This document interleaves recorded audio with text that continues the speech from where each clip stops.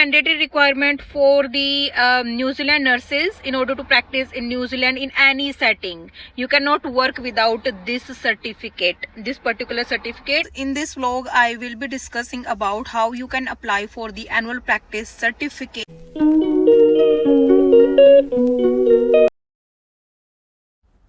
Hi guys, welcome back to my another vlog. In this vlog, I will be discussing about how you can apply for the annual practice certificate. And once you receive the congratulations email from the New Zealand Nursing Council, then you can apply for this certificate, annual practice certificate. This is very necessary if you want to practice in New Zealand as a registered nurse. This is the main requirement. Without getting this certificate, you cannot work in any setting in New Zealand. So for you to work in the any setting, you have to apply for this license, this certificate, and the fees is only minimal. The validation of this certificate, and this is the, for example, if your birthday was on 20th of January 2025 and you applied 21st of January 2025, so it's going to be valid for the whole year. I hope you understand. So for you to apply, you have to go to my NC account. You should have your login while you got your license, and then just log into your account and read this Privacy Act 2020 and apply for the annual practice certificate. You need to supply the information that should be correct and accurate. So there are 3 factors which you need to complete in this while applying for the annual practice certificate. First one is the personal details, second one is the practice, and third one is the APC questions. So for personal details, for sure, like it's your personal details, whatever it was showing on the dashboard, it will reflect on here.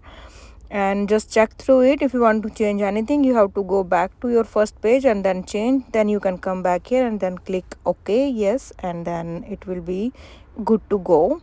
Just read through everything. So now it is asking you, are you practicing as a nurse in New Zealand? So most of us who has their new license, so we are not practicing currently in New Zealand, so select no. And if you are currently practicing in New Zealand, what is the main employer? So if we answer no, then we do not need to fill anything here. Just go down and check your details and hit next. On the next page, there are the practice details. So practice details, basically it is asking you the details where you are currently practicing. Okay, I know there are a lot of confusion what to fill, what not to fill. We will discuss it. I will show you what should we do. So in the first question, what is the main employment setting? So there is a drop down menu and you can select any one of these, whatever applies to you. If your area of practice is not shown here, you can also select other. Okay, I'll show you. So other, please specify. And then here you can write, for example, if you are working in the aged care, so you can also write like I'm working in retirement home or I'm working in the old age home. So just mention here aged care or retirement home, you can mention. And on the second, it is related to the first question. So what is your main practice area? So select aged care. Okay. Yeah, so write the working in the retirement home or the old age home.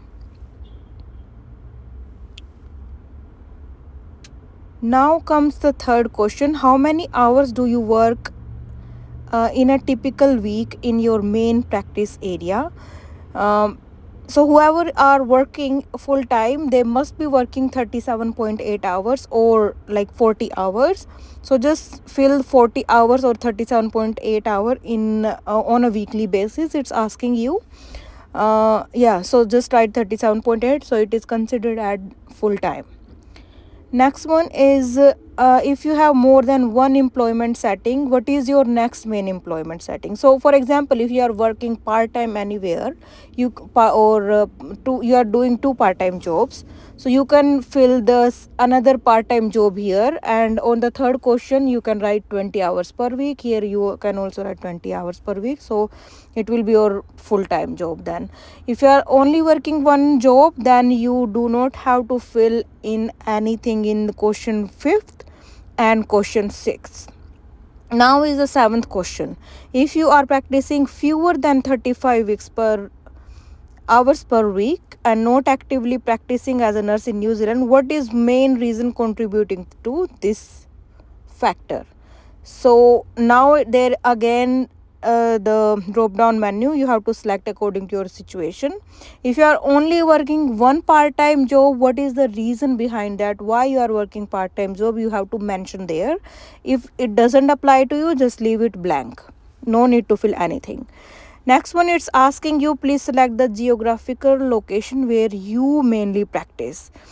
Again, there is a drop down menu. You can select your current location of working.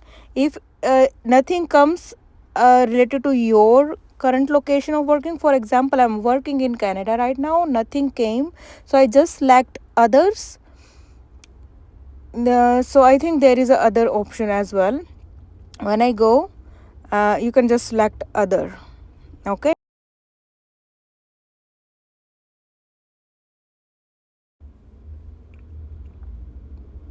overseas other.